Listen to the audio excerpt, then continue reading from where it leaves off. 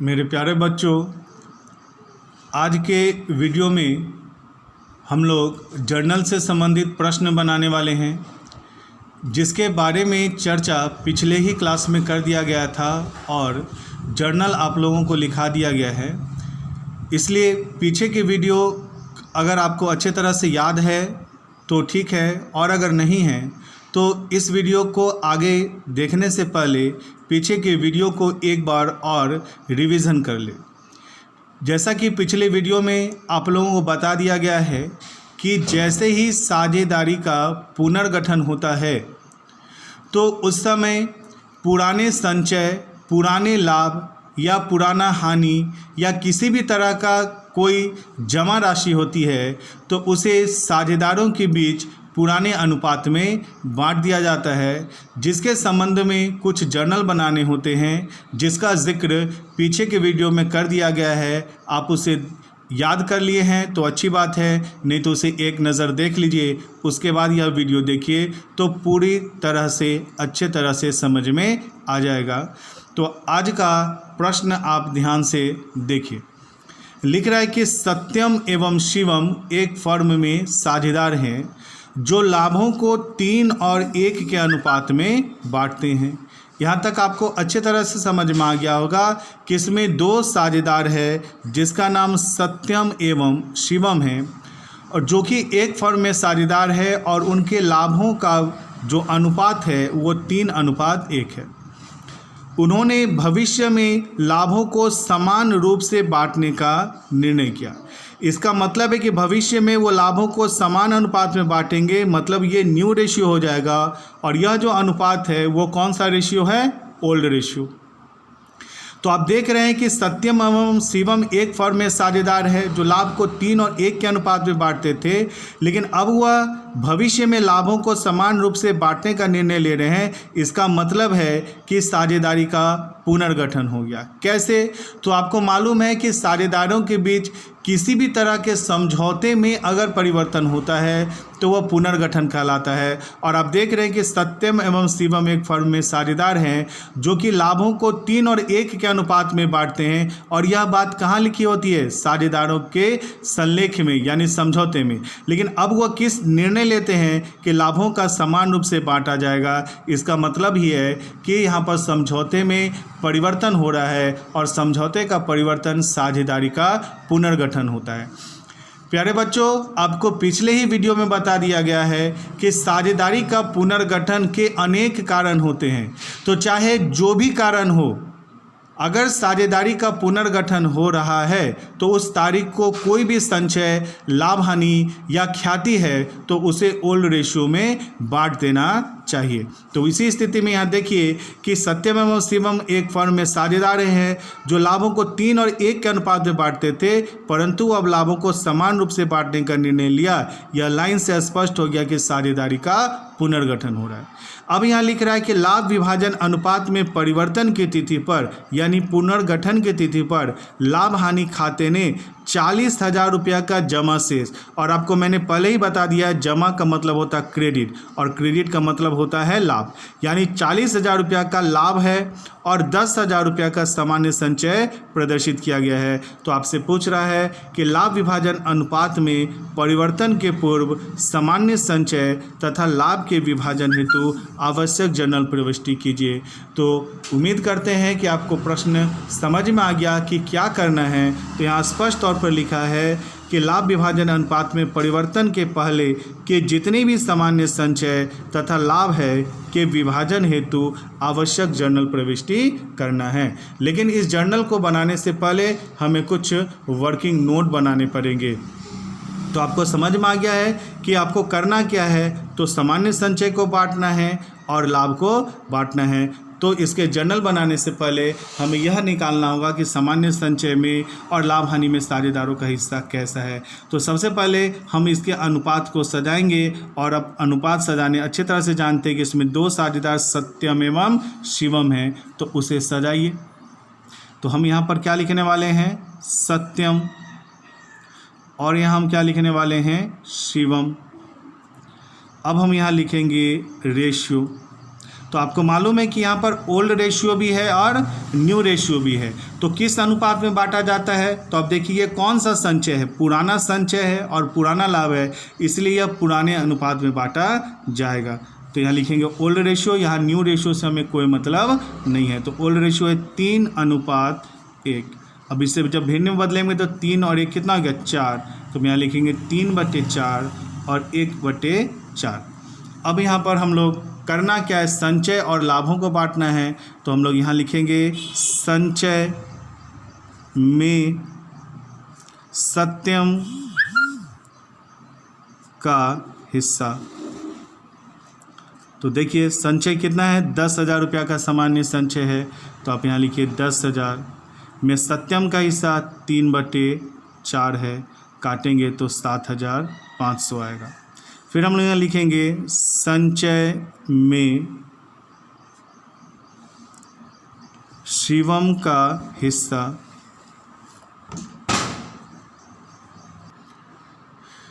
शिवम का हिस्सा 10,000 का 1/4 काटोगे तो आ जाएगा 2,500। इस तरह से हम लोगों ने संचय को सत्यम और शिवम के बीच बांट दिया। अब हम लोग को बांटना है लाभ में। तो यहाँ फिर से लिखा है लाभ में सत्यम का हिस्सा। तो लाभ देखिए पहले प्रश्न में कितना रुपया लाभ दिया हुआ है, 40,000 रुपये का जमा। जमा का इंग्लिश क्या होता है, क्रेडिट, और क्रेडिट मतलब लाभ होता है। अब ये अच्छे तरह से जानते हैं। तो यहाँ पर लाभ में सत्यम का हिस्सा हम लोग लिखेंगे। तो 40,000 का 3/4 काटेंगे तो यहाँ निकलेगा 30,000। और फिर लिखाएगा लाभ में शिवम का हिस्सा 40,000 का 1/4 काटोगे तो 10। इस तरह से सत्यम का संचय को हम लोग बांट दिए सत्यम और शिवम के बीच। फिर लाभ में सत्यम और शिवम को बांट दिए। अब हमें यहाँ पर अमाउंट निकालने कहता तो प्रश्न यहीं पर ख़त्म हो जाता है। लेकिन आपको क्या कहा है, आवश्यक जर्नल की प्रविष्टि कीजिए। तो हम लोग सबसे पहले संचय को बांटेंगे और आप संचय को बांटने का जर्नल एंट्री अच्छे तरह से याद कर चुके हैं। उसका एंट्री होता है general reserve account debit to old partners capital account. और दूसरा मैंने कहा कि डायरेक्ट भी आप समझ सकते हैं कि संचय का मतलब होता है लाभ का हिस्सा। अब संचय जो है वो लाभ है और लाभ का बैलेंस क्या होता है, क्रेडिट। तो इसलिए इसे बांटेंगे तो ये खत्म होगा, इसलिए हम लोग इसको क्या कर सकते हैं, डेबिट। तो आप यहाँ पर इसका जनरल बनाइएगा, general reserve account debit to किसके बीच बांटा जाता है, पुराने साझेदारों के बीच। तो पुराने साझेदार कौन है, सत्यम। क्या लिखाएगा, सत्यम्स कैपिटल अकाउंट। फिर लिखाएगा टू शिवम्स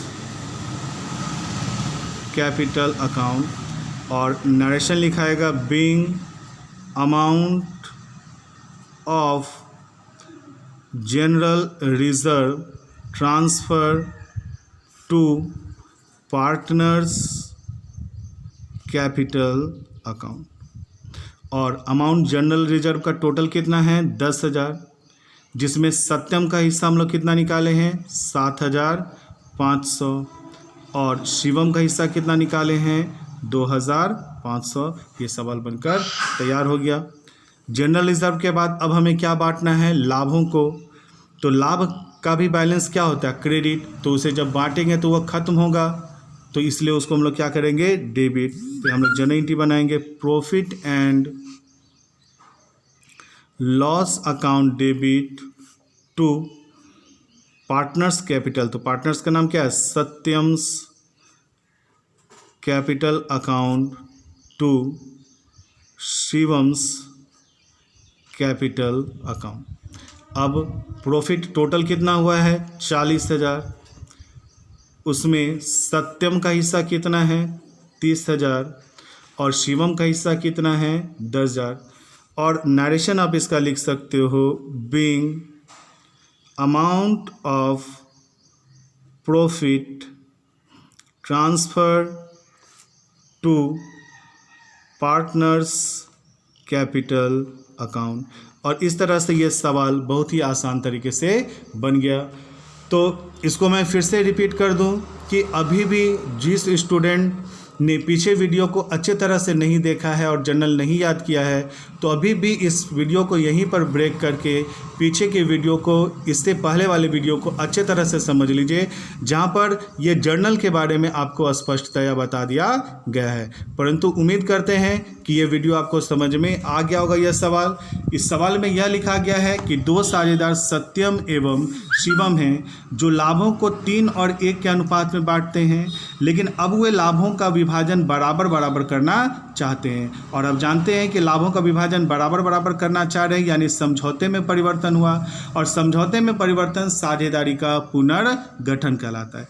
इसलिए यहाँ लिखा है कि लाभ विभाजन अनुपात में परिवर्तन तिथि पर लाभ हानि खाते ने 40,000 रुपये का जमा शेष, जिसके बारे में आपको पहले बता चुके कि जमा का इंग्लिश होता है क्रेडिट, और क्रेडिट मतलब होता है लाभ, यानी 40,000 रुपया लाभ है और 10,000 रुपया का समान संचय प्रदर्शित किया गया है। आपको कह रहा है कि लाभ विभाजन अनुपात में परिवर्तन के पूर्व सामान्य संचय तथा लाभ के विभाजन हेतु आवश्यक जर्नल प्रविष्टि करना है। तो हमें यहाँ पर संचय को बांटना है और लाभ को बांटने के लिए जर्नल बनाना है। तो हम सभी जानते हैं कि संचय का बैलेंस क्रेडिट होता है और उससे बांटेंगे तो जस्ट उल्टा हो जाएगा। तो हम लोग यहाँ पर general reserve account debit to old partners लिखे। फिर लाभ का बैलेंस भी क्रेडिट होता है, चूंकि उसे बांटेंगे इसीलिए उसको क्या कर देंगे, डेबिट। तो profit and loss account debit to partners capital हो जाएगा।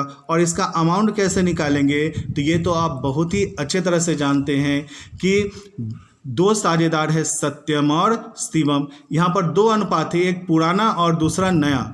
तो आप जानते हैं कि ये पुराना संचय और पुराना लाभ है, इसलिए इसे हम पुराने अनुपात में बांटेंगे। तो ओल्ड रेशियो इसका 3:1, आप देख रहे हैं लिखा हुआ है 3:1। तो उसे 3:1 को हम लोग भिन्न में बदला, और इसके आगे की प्रक्रिया आप अच्छे तरह से जानते हैं। तो उम्मीद करते हैं कि आपको यह वीडियो अच्छे तरह से समझ में आ गया। यह प्रश्न, अब इस प्रश्न को यहीं पर रोककर इसे नोट करके बना लीजिए, उसके बाद अगले प्रश्न की ओर आएंगे। तो दूसरा प्रश्न हम आपको बता रहे हैं, जो कि यह भी बहुत ही आसान सवाल है। बस अंतर यहाँ है ये कि वहाँ 2 के जगह पर यहाँ पर 3 है। तो यहाँ लिख रहा है कि ए, बी तथा सी साझेदार हैं जो लाभों को 3-3-2 के अनुपात में बांटते हैं। तो यहाँ पर साझेदार की संख्या कितनी हो गई, 3, जिसका अनुपात ए बी, जिसका नाम ए, बी और सी है, जो अपने लाभों को 3-3 और 2 के अनुपात में बांटते हैं। 1 अप्रैल 2019 को वे लाभ हानियों को समान अनुपात में बांटने के लिए सहमत हो गए। तो आपको पता चल गया कि आगे वो अपने लाभ और हानि को समान अनुपात में बांटेगा, यानी ये न्यू रेशियो हो गया, और पहले से जो अनुपात है वो ओल्ड रेशियो हो गया। तो यह पुराने जो समझौता है उस समझौते में 3:2 था, लेकिन अब उन्होंने निर्णय लिया कि अब वो समान अनुपात में बांटेंगे, यानी कि उनके समझौते में परिवर्तन हुआ। इसका मतलब है कि साझेदारी का पुनर्गठन हो गया। और हम जानते हैं कि साझेदारी का पुनर्गठन चाहे लाभ विभाजन अनुपात के कारण हो या किसी भी कारण हो, प्रवेश के कारण हो, अवकाश के कारण हो या मृत्यु के कारण हो, किसी भी वजह से होता है। तो उस समय अगर कोई भी लाभ या संचय है तो प्रश्न में लिखा हो या ना लिखा हो उसे बांट देना चाहिए। तो यहाँ पर क्लियर हो गया कि 3 साझेदार ए, बी और सी है जो लाभों को 3-2 के अनुपात में बांटते हैं, लेकिन 1 अप्रैल 2019 को वे लाभ हानि को समान अनुपात में बांटने का लिए सहमत हुए। अब यहाँ लिख रहा है कि लाभ विभाजन अनुपात में परिवर्तन की तिथि, यानी जिस दिन हम लाभ हानि विभाजन अनुपात में परिवर्तन किए, यानी कि जिस दिन साझेदारी का पुनर्गठन हुआ, उस तिथि पर लाभ हानि खाते में 20,000 रुपये का डेबिट शेष था। अब 20,000 रुपया लाभ है कि हानि लिखा हुआ नहीं है, लेकिन 20,000 रुपया का क्या लिखा हुआ, डेबिट। और डेबिट अगर है तो डेबिट मतलब लॉस होता है, आप ये जानते हैं। तो इसका मतलब ये 20,000 रुपया हानि है, शेष था। आपको आवश्यक जर्नल प्रविष्टि करनी है, यानी आपको केवल लॉस का जर्नल एंट्री बनाना है। अब लॉस का अगर जर्नल एंट्री बनाते हैं तो आप जानते हैं कि लॉस का बैलेंस होता है डेबिट, और इसे बांटेंगे तो चूंकि यह खत्म हो जाएगा, इसलिए हम लोग इसको क्या कर देंगे, क्रेडिट। तो यहाँ पर जर्नल एंट्री होगा ओल्ड पार्टनर्स। तो ओल्ड पार्टनर्स कौन है, ए, तो यहाँ लिखा है A's capital account debit, B's capital account debit, C's capital account debit to profit and loss account.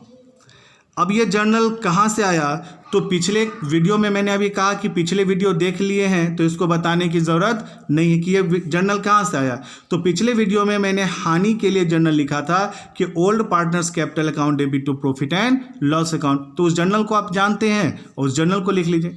और अगर आप जर्नल को नहीं जानते हैं तो भी आप जानिए कि लाभ हानि खाते में 20,000 रुपये अगर डेबिट शेष था तो डेबिट शेष था मतलब हानि था, और हानि का बैलेंस क्या होता है, डेबिट। तो जब इसे बांटेंगे तो ये खत्म हो जाएगा, यानी कि हम उसको उल्टा कर देंगे।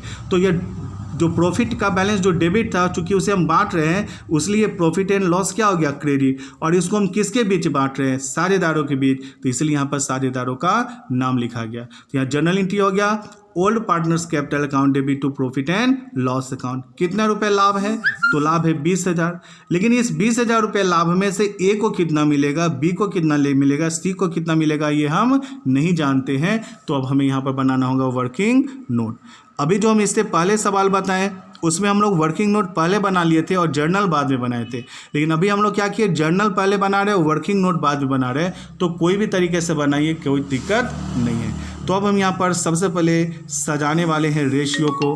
कौन से रेशियो को सजाने वाले हैं, तो आपको मालूम है कि ये पुराना लाभ या हानि है इसलिए पुराने अनुपात में बांटा जाएगा। तो ओल्ड रेशियो, साझेदार हो गया यहाँ पर ए, बी और सी, जिसका पुराना अनुपात 3:2 है।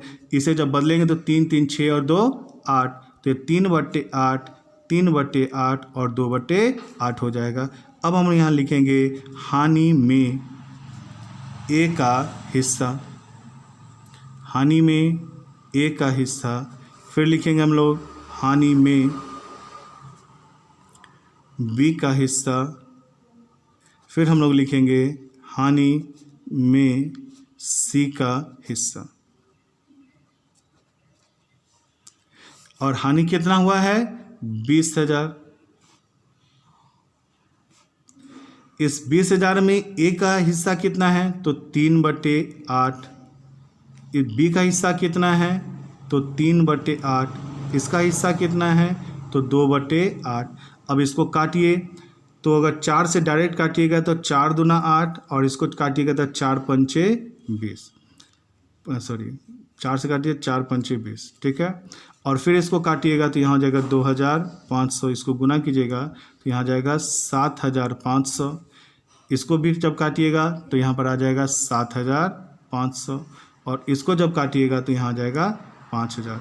अब इसको जोड़ कर देख लीजिए तो 7,500 और 7,500 15,000 और 5 20,000, यानी 20,000 रुपये को ए बी सी के बीच में बांट दिया गया। अब ये जर्नल बना हुआ, यहाँ पर अमाउंट बैठा दीजिए। ए का कितना हिस्सा होगा, 7,500। बी का कितना हिस्सा होगा, 7,500, और सी का हिस्सा कितना होगा, 5,000। इस तरह से ये प्रश्न बन गया, और उम्मीद करते हैं कि ये जर्नल बहुत ही आसान तरीके से आपको समझ में आ गया। तो पीछे के प्रश्न और इस प्रश्न में क्या अंतर था कि उसमें 2 साझेदार थे और इसमें 3 साझेदार हैं। वहाँ पर संचय को भी बांटना था और लाभ को भी बांटना था, लेकिन यहाँ पर केवल किसको बांटना है, हानि को। हानि का बैलेंस क्या होता है, डेबिट। तो जब उसे बांटेंगे तो वो क्या हो जाएगा, क्रेडिट। तो यहाँ पर लिख दिए to profit and loss account, हम इसे क्रेडिट कर दिए। और इसे किसके बीच बांटना है, तो साझेदारों के बीच बांटना है। कितने साझेदार है, 3, ए बी और सी, इसलिए यहाँ पर एस कैपिटल अकाउंट, बीस कैपिटल अकाउंट और सीस कैपिटल अकाउंट हो गया। अब ये कितना रुपए बांटने हैं, 20,000 बांटना है। इसमें कितना हिस्सा मिलेगा ये मालूम नहीं है, तो इसके लिए हम लोग क्या बनाएंगे, वर्किंग नोट। किसको बांटना है, तो ए बी और सी को बांटना है।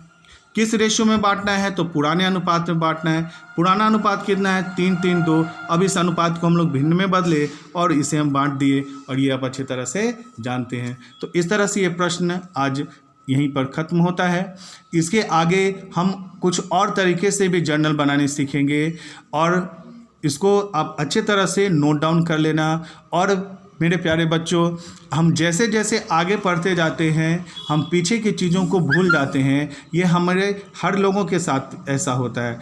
इसलिए जो तेज स्टूडेंट होता है, जो समझदार स्टूडेंट होता है, वो आगे के साथ साथ पीछे के अध्यायों को भी रिपीट करते रहते हैं। तो आप कोशिश करेंगे कि आप अगर नोट बना लिए हैं तो आप अपने नोट को भी इसे रिवाइज़ करते रहें, या फिर अगर संभव हो तो अभी मैंने इसे वीडियो को हटाया नहीं है तो पुराने वीडियो को भी आप देख करके उसे आसानी से समझ सकते हैं। तो आप कोशिश करेंगे कि जो नया पढ़ाई हो रहा है उसे तो अच्छे तरह से पढ़ना ही है, साथ ही साथ जो चीज़ आप पहले से पढ़ चुके हैं उसको रिवीजन करते रहें। आगे आज के लिए इतना ही, धन्यवाद।